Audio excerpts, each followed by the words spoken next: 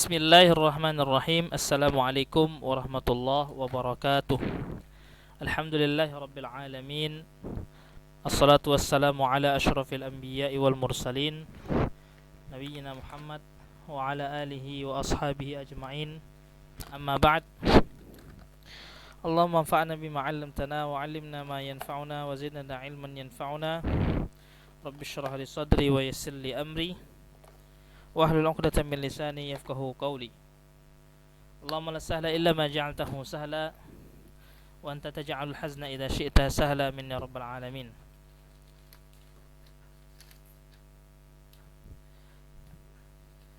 Ikhwah sekalian, alhamdulillah, segala puji bagi Allah Subhanahu wa taala yang masih memberikan kepada kita nikmat kesehatan dan nikmat kesempatan. Karena dengan dua nikmat ini adalah nikmat yang banyak dilalaikan oleh manusia. Kata Nabi SAW, nikmatani malbunun fihima katsirun minan nas, as-sihhatu wal faragh. Dua nikmat yang banyak dilalaikan oleh manusia, yaitu nikmat kesehatan dan nikmat kesempatan. Oleh karenanya kita patut bersyukur kepada Allah Subhanahu wa taala atas dua nikmat ini.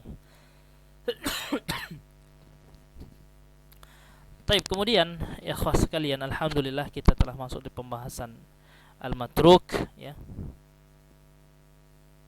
Apa itu al-matruk, ya?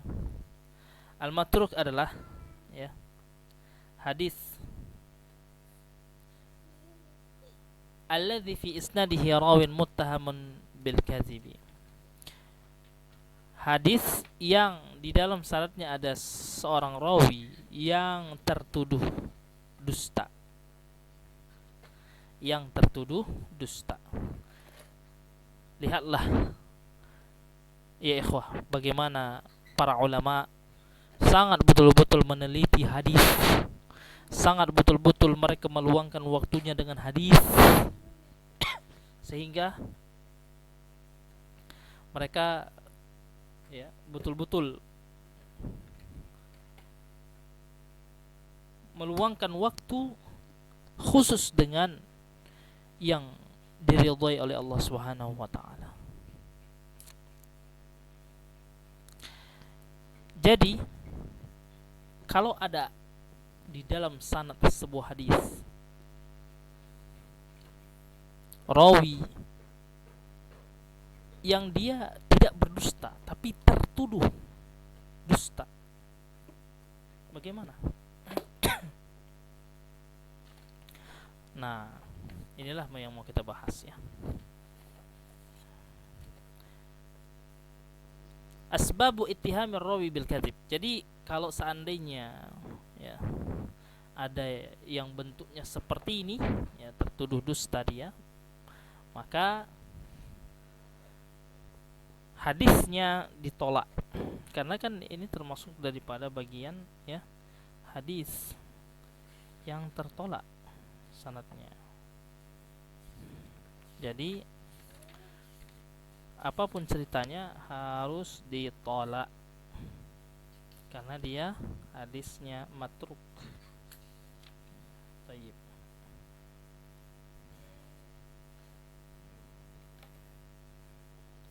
Definisinya sudah kita ketahui, adalah hadis yang di dalam syaratnya ada rawi yang tertuduh dusta. Dia. Maka sebab tertuduh seorang rawi dengan dusta, ya, dengan apa kita ketahui? Yu'rafu bi ahadil amrain, diketahui dengan salah satu dari dua perkara. Yang pertama, alla yurwal hadis illa min jihati wa yakunu mukhalifan lil qawaid al-ammah. Yang pertama diketahui bahwasanya seorang rawi ini tertuduh dusta adalah hadis itu tidak diriwayatkan kecuali dari arahnya saja, dari arah rawi ini saja. dan dia menyelisihi kaidah-kaidah umum. Itu dia. Kemudian yang kedua, an yu'rafa ar-rawi bil kadhib fi kalamihi al-'adi wa lam yadhhar minhu al-kadhib fil hadis an-nabawi. Yang kedua, ya, seorang rawi ini dikenal dengan dusta, ya, dalam pembicaraannya sehari-hari. Tapi dia tidak menampakkan kedustaan tersebut di hadis Nabi sallallahu alaihi wasallam.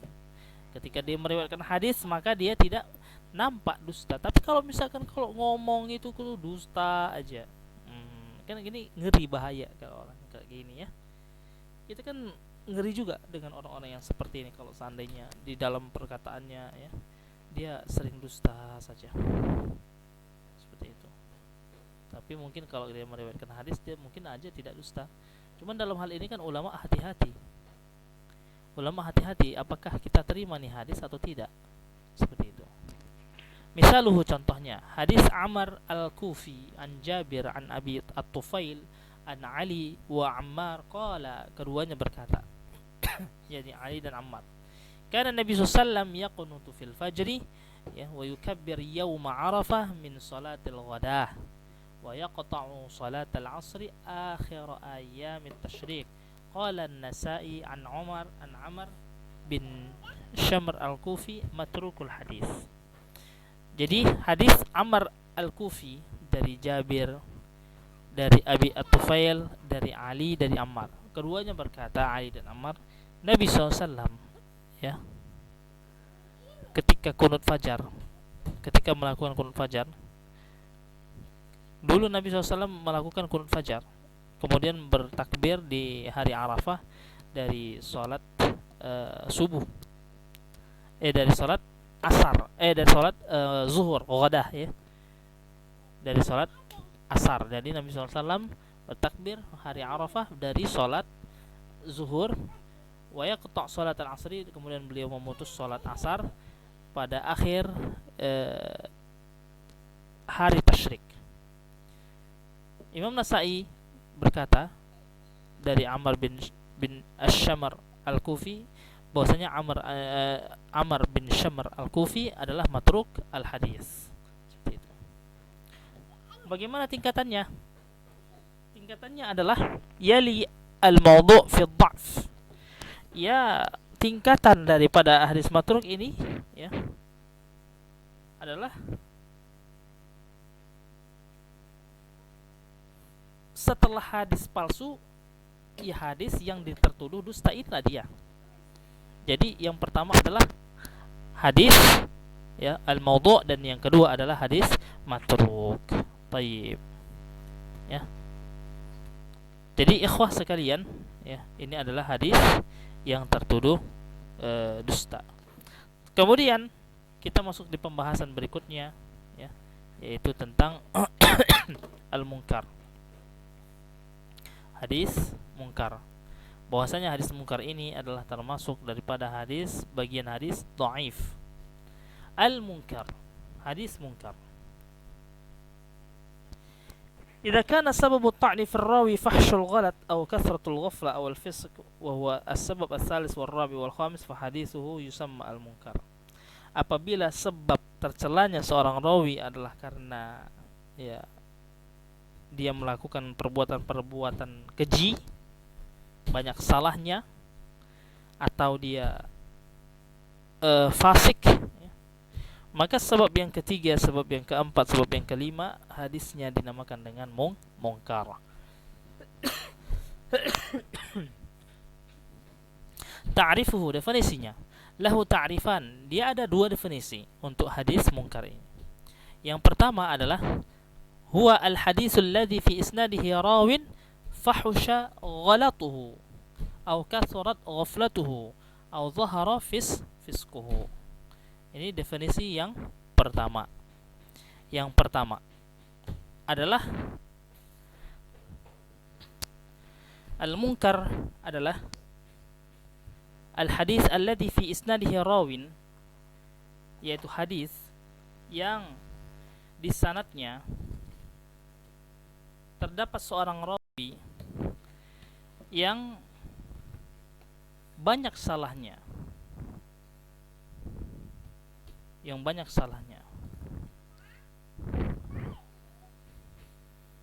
atau banyak kelalaiannya,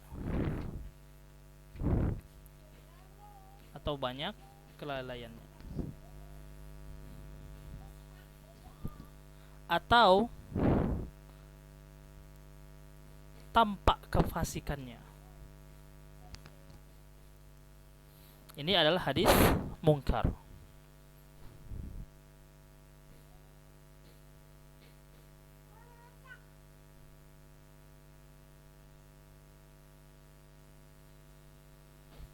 Yang kedua, ma rawahu ad-dha'if mukhalifan lima rawahu thiqah. Definisi yang kedua adalah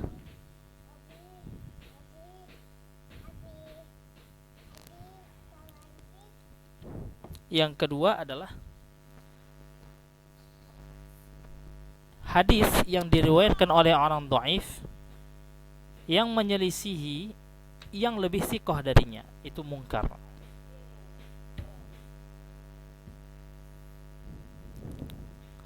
Nah, al-munkar di sampingnya di situ ada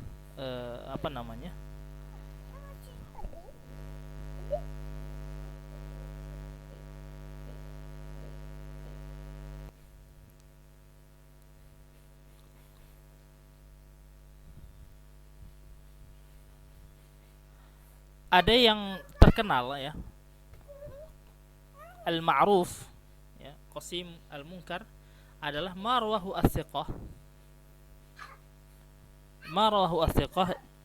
hadis yang diriwayatkan oleh orang thiqah menyelisihi apa yang diriwayatkan oleh orang dhaif.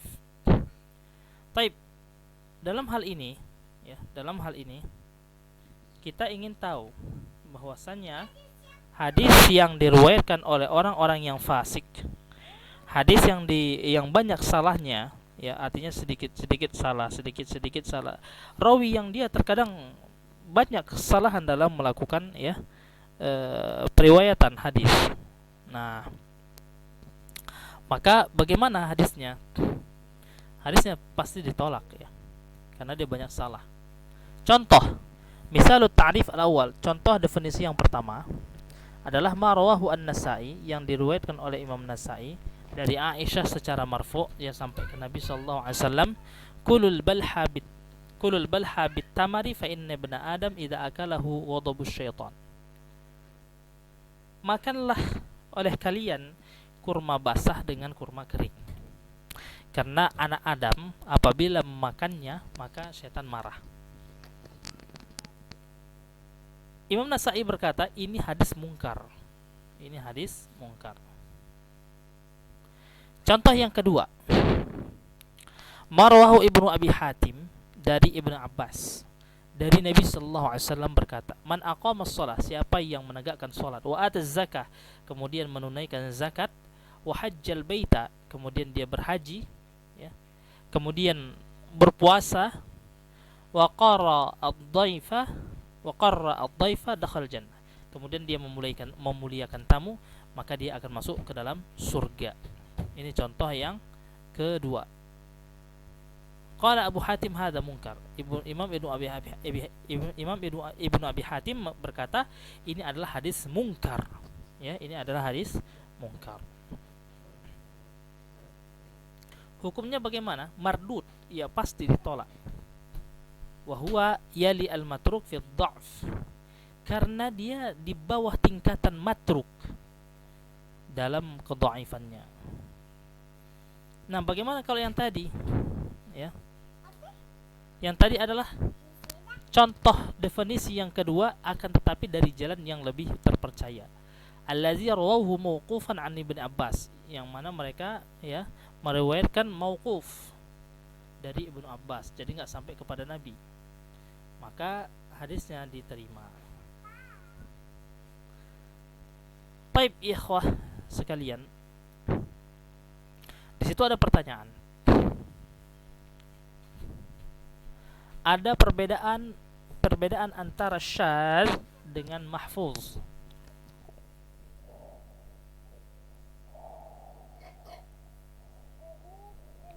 antara ada perbedaan antara antara hadis mungkar dan hadis syaz, hadis mungkar dan hadis syaz. Hadis mungkar dan hadis syaz,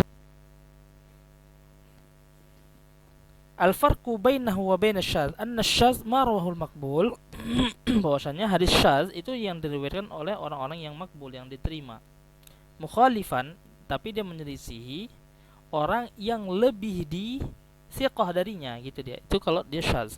Adapun mungkar marwahu dhaif mukhalifan li siqah. Kalau mungkar ini yang hadis yang diriwayatkan oleh orang dhaif menyelisihi yang lebih siqah.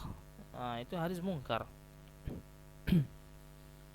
Maka diketahui dari hal ini bahwasanya keduanya, yaitu mungkar dan syaz, yashtarikan fi ishtiratil mukhalafah, sama-sama mengisyaratkan mensyaratkan al-mukhalafah di dalam definisinya. Tapi berbeda, bahwasanya syaz rawinya makbul dan mungkar rawinya dhaif. Oleh karenanya Imam Ibnu Hajar Al-Asqalani mengatakan wa qad ghafala man sawwa bainahuma. Sungguh orang yang menyamakan keduanya itu sudah melakukan kelalaian. Jadi antara syaz dengan hadis mungkar berbeda. Nah, dalam hal ini ada soal bahwasanya syaz dengan mahfuz apakah berbeda ataukah sama? Apakah berbeda ataukah sama? Maka jawabannya pertama, kalau syaz adalah yang diriwayatkan makbul mukhalifan liman huwa aula minhu.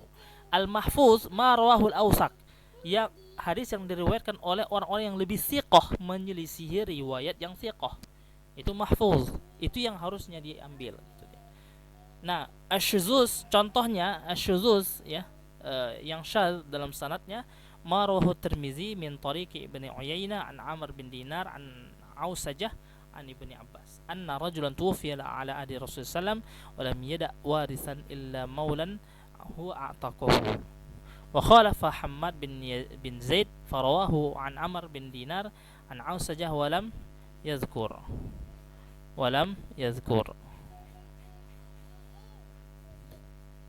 طيب